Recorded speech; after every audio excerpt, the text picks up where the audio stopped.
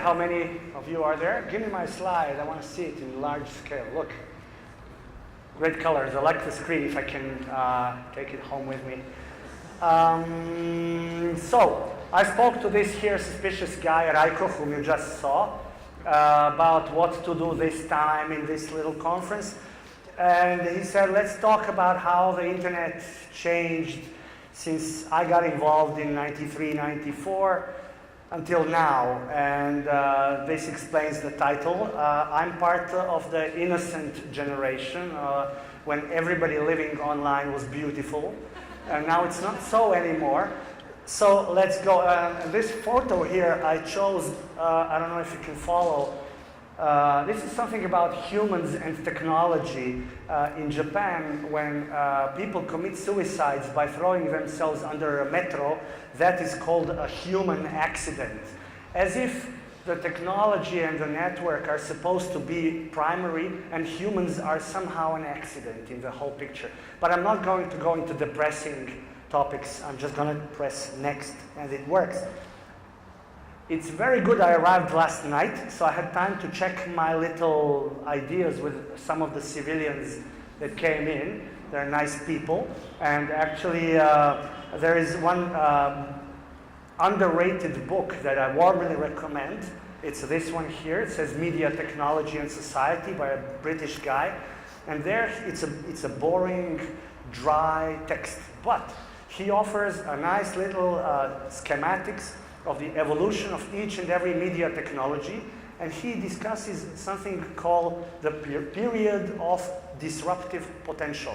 Each technology, media technology, has this small window of time when you can do amazing disruptive shit. My generation, I was exactly at the right age, at the right time, incidentally, had this wonderful opportunity back, in 93. I believe 78% of you were not even born yet. I'm shocked by that. And so we came up with net.art. It was a way to put internet and art in the same sentence, even in the same word. And I'm one of those guys. And this is the emotion back then, and that adrenaline I can still feel when you are the first one to run across a snowy patch and you turn around and it's only your tracks. Please try, if you manage, if life gives you that, you're the happiest around. You're like the happiest person in the world. And I still live on that eroticism of that emotion. Net.art looked a little bit like this, and today it's maybe a little bit terrible, but at the time it was the weirdest shit imaginable. We were doing online projects that would crash your browser deliberately, that would steal your identity, and we were having fun with that. We were inventing stuff like Digital City of Amsterdam, and now all of our beautiful ideas from back then simply became building blocks of e-commerce, of entertainment industry, and what's worst, of what Birgitta was describing to you, which is surveillance marketing and surveillance society. That is an irreversible thing, unfortunately. Okay, let me try to move on. Last night we spoke. My plan was to not show you my actual work because it's, it's canonized, it's biblical, but I have somehow accepted. So I'm going to describe very briefly one piece I did in 1997. So some of you were born, I can tell by the faces. This is insane. I feel like Jimi Hendrix that failed to overdose. So here goes. Every 5 years in this German village of Kassel, there's this big exhibition called DOKU.TECH. Big shit, biggest in the world. And in 97, the internet was new, geeky stuff. And the curators have decided to also organize some digital stuff in the show. Fine. We were all there doing things, fancy. The art system appropriated us. But what happened about a month before the end of the exhibition, the Germans decided to take off the website. So that there was a press release saying, the day the physical exhibition is over, we're going to shut down the website of Documenta, and you will be able to buy it in a museum store later on, or a CD-ROM. CD-ROMs are these round objects that look, yeah, it's like a cassette for files. Anyways, I was crazy enough at the time, so what I did is that I made a full copy of that website. It's a 4-letter Unix word, it's vget, it's super simple.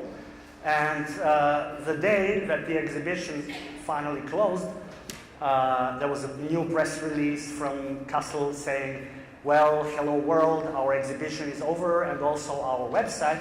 And I managed to publish a competing press release saying, wrong, the website is alive, but now it's moved to an artist server, which is mine, and that's it. I stole the website of Documenta, and somehow that was really a big deal back then. And here you go, it's still alive in my little server somewhere, and this is gaining a lot of attention even today in Pristina. Whatever, when we were, very busy doing online art and internet art and net art and whatever the names were, we were doing it for ourselves. Basically, very similar to the ethos you heard from Birgitte just a minute ago. It was a thing to do. You were not asking yourself whether it's right or wrong. You knew it. You damn well knew it. But somehow, after 97 and 8, our shit became mainstream. So much mainstream that we all quit. In 98, we had a big press conference somewhere in Canada, in Banff. That's a place where artists go to die. It's a place for artists in residence that's simply so beautiful you cannot do work ever. You have the swimming pool, you have the forest, you have the sushi, the best sushi in the world, and so on. And we declared the death of net art. But still, tons of books were written about our shit, and it's kind of great for the ego and everything. And so that's it. That's our story of net art. Oh yeah, there's been a lot of shows and talks and these. I chose this slide because there's also one of the previous share conferences. We met on a boat, Birgitte, and this is the last one there. Never mind. Okay, me doing, yeah. Also, this is my daughter. She has a tendency to sleep. She had the tendency to sleep in my talks. I have a whole series of photos of her. This is at Guggenheim. That is at some school in America where they make computer stuff. Okay. But let's go back to the point. Where's the text? You can read. I have to move. Okay. So there's a before and an after. This is a little inside joke. A friend of mine from Barcelona had a lesson last week, and he used this slide of me with my famous quote from 20 years ago. You see, at the early ages, the snow, we were really excited about being the first, being the guys who can invent things. And I came up with this sentence that somehow illustrates the sheer level of stupidity and naivety at the time, but I honestly believed this.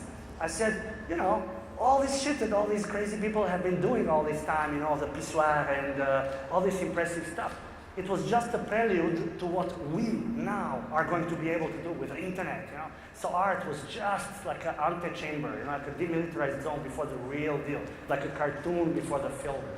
How quickly that exploded. And this is where we are today. I don't know if you can read. You might know this guy and this story. This here company, Cambridge Analytica, they pride themselves in winning interesting political processes such as Brexit and Trump elections. And they're really, pushing the whole world into a disaster area. So what the fuck is going on? And when I was asking myself, how did we get there?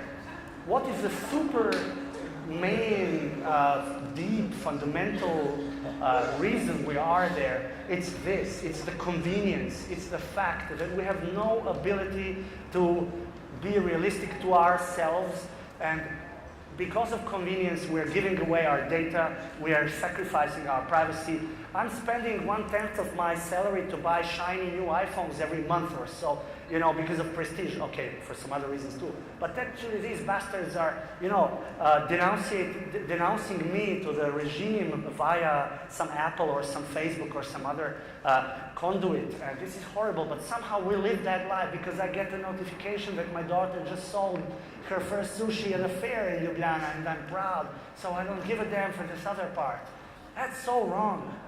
And who did it? That's also interesting. I don't know if you know, this is an early piece of GPS art by some obvious jerk from US who was fanatical enough to drive a car throughout the United States of America in order to write this sentence, read Ayn Rand. Ayn Rand is an ideologue, a philosopher, who is now, let's say, the bedrock of this militant nationalism in US, this like almost armed libertarianism, this super selfishness and so on, that is the basis of whatever we are having now, and we call it neoliberalism.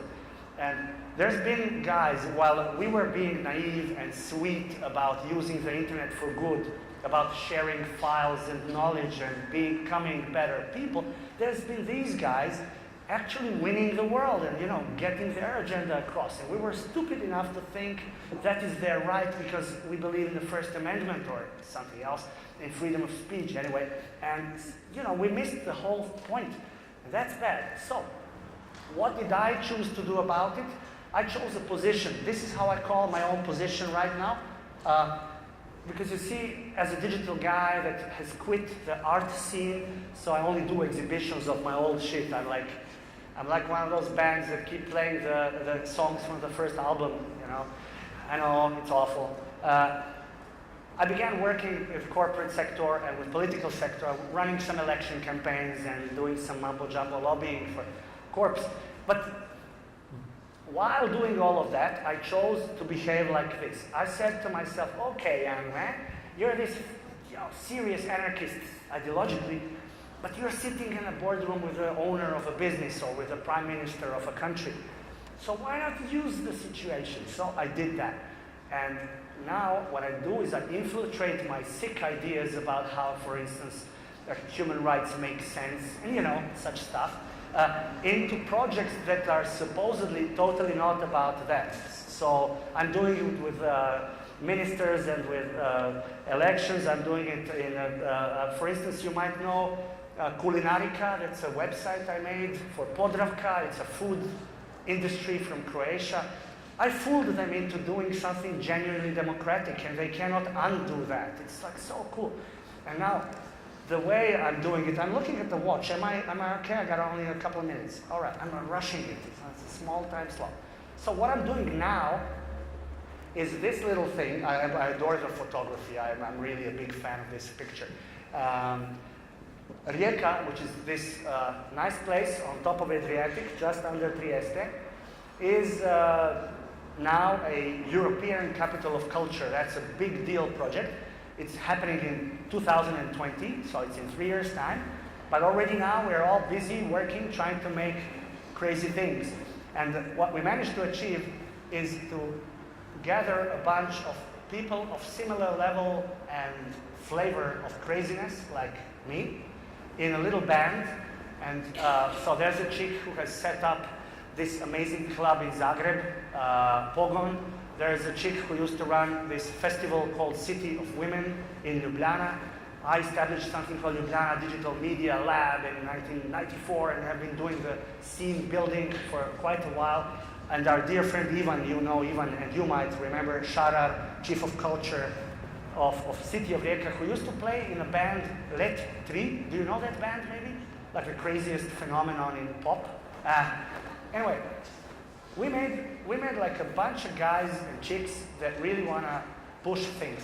Only here, the individual lobbyist anarchist is at play, and we're all these counterculture champions a little bit, but we're running somewhere around 70 million euro project that is supposed to lift the whole city. We're making buildings, we're restoring Tito's ship, Galeb. It's going to be great. We got the money for that too. So next time around, you guys, and yeah, it's cool, man. But that's not all. I dared to show this slide just for a simple reason. And that is, if we survive this guy, of course. Because that's the only danger there is. The message from me is to, just talk to me. Send me some emails, see what happens. We don't want simple, boring things that were already done. We want to do, even as an art project, but rather something more serious, things that you cannot try anywhere else. We want to be a place where you come and do irresponsible, crazy shit that might really improve the world. I know how this sounds like a hippie from hell, but we are really trying to do serious work there. So that is the end of my shtick. Am I good with time? I think I am. There you go. So that's it from me. Thank you very much.